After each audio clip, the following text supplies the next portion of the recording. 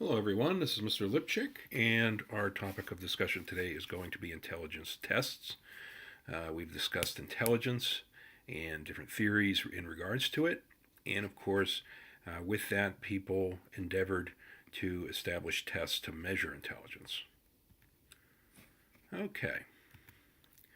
The current standard intelligence test, uh, with slight changes made over the years, and we've all probably taken it, is the Wechsler Adult Intelligence Scale. And it was developed by David Wechsler.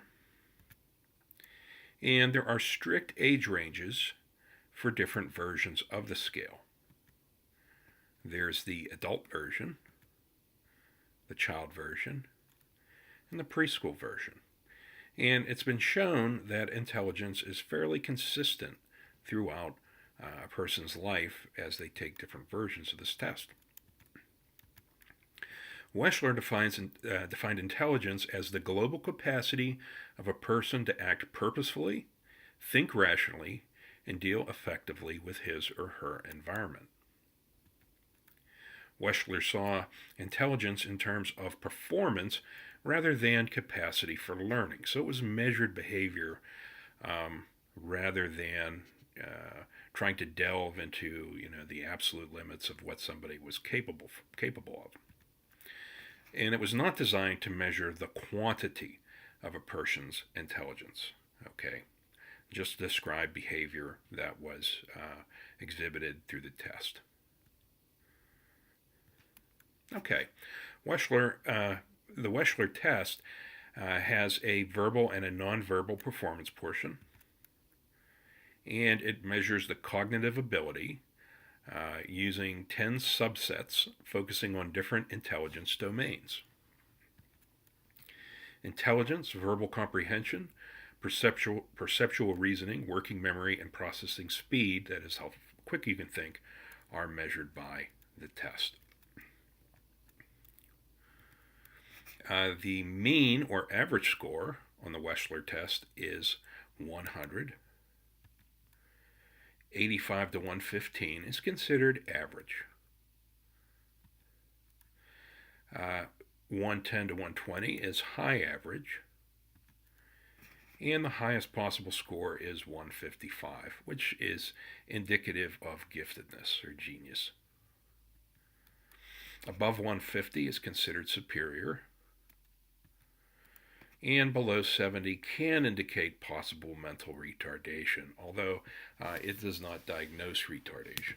Okay, it might indicate, test results might indicate that somebody should be tested for it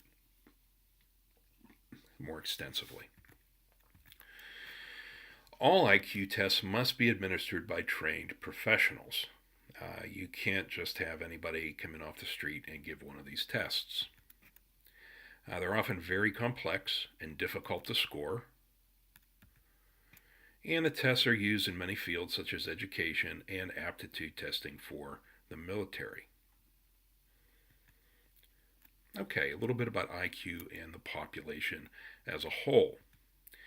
Intelligence scores follow a normal distribution or bell curve for most populations. You see that blue area on the graph, that is where most people fall. Okay. Most scores are in the middle of the bell curve, and 90% of the population is between 70 and 130 in intelligence.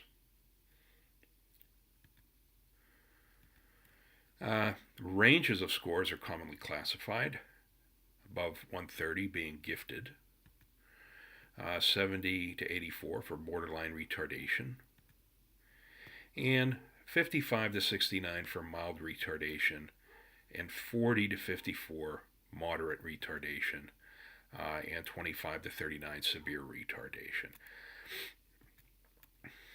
And going back to these scores a little bit, and these scores are not really to pigeonhole somebody and say, well, he's got this score here, he's never going to do better than that.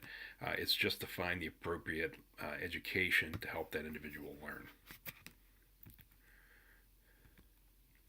It's dangerous to classify people because conventional IQ tests measure a narrow range of abilities. Intelligence often develops over time, and some people are just poor test takers. Okay, I can recall knowing people that were very good on their job, but when it came to taking a written test, they had a great deal of difficulty. Okay, types of testing. Achievement tests fall under standardized, non standardized, norm referenced, and criterion referenced categories. And standardized tests have been used, revised, and tested to establish an average level of performance. It's been given to enough people over a long enough period of time to kind of know where somebody falls.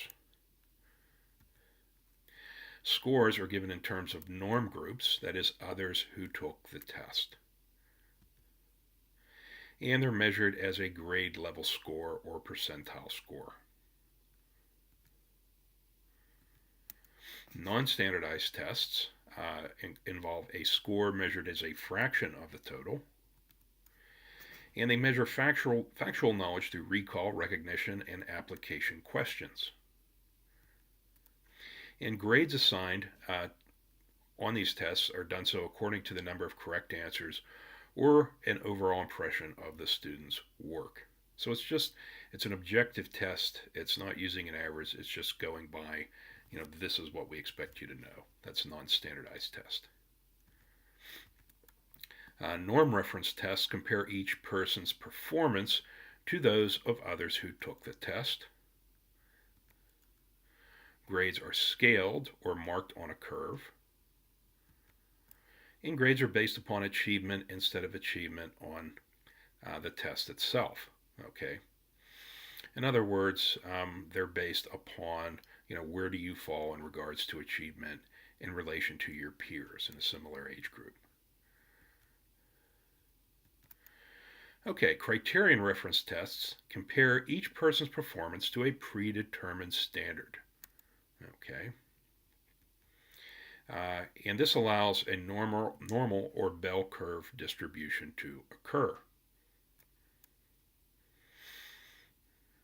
Because when you're measuring people to a criterion that's been established, people are going to fall to the left and to the right of that standard, whatever it is. Tests should have certain measurement requirements in order for them to be useful. For instance, there is the concept of validity, and this ensures that a test measures what it is supposed to measure. Okay, let's say people are taking a test and some guy's outside digging a hole with a jackhammer. The test could be measuring how much noise you can tolerate while you take a test versus what you can actually do on it. So validity is very important. This can be determined by measuring the test against a predetermined standard. And errors in test administration or design can invalidate the results. Okay. If someone's not given enough time or given too much time or given help or what have you. Reliability is another measure. If you give the test multiple times, you should get to the same group, you should get the same results. You should not get wild fluctuations in people's scores each time they take it. New tests are administered to the same groups of people several times to test their reliability.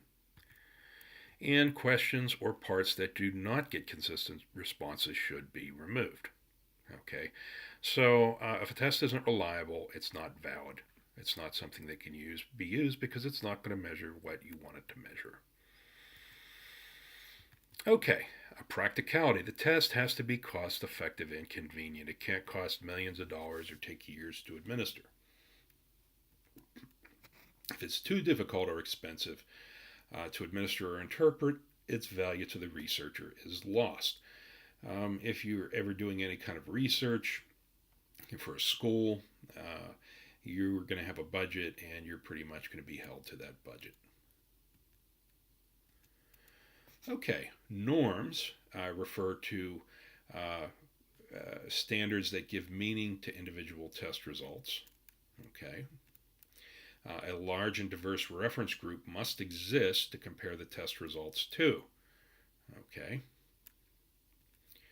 And norms allow standardized scores to be given in terms of the amount of variation from the average of the entire reference group or a particular section of it. That's why they call it a norm reference test. Okay, if you're way outside the norm, that can indicate, very high ability or low ability. Okay. Okay, IQ tests, of course, have been criticized. All right, because we're all human beings, and no matter how brilliant somebody is, there's no way to know everything about the other person. So the designers of the tests are fallible. They're human like everyone else. IQ tests measure a small amount of a person's abilities. They may be invalidated by bad testing conditions. And the test may not reflect skills that the students may have been taught. You may be from another country and have an entirely different set of skills. And you may be brilliant at those skills, and then you're asked to take written tests, and you simply can't do it. Okay, that concludes our discussion. Thank you very much for attending, and I look forward to seeing you in the live lessons.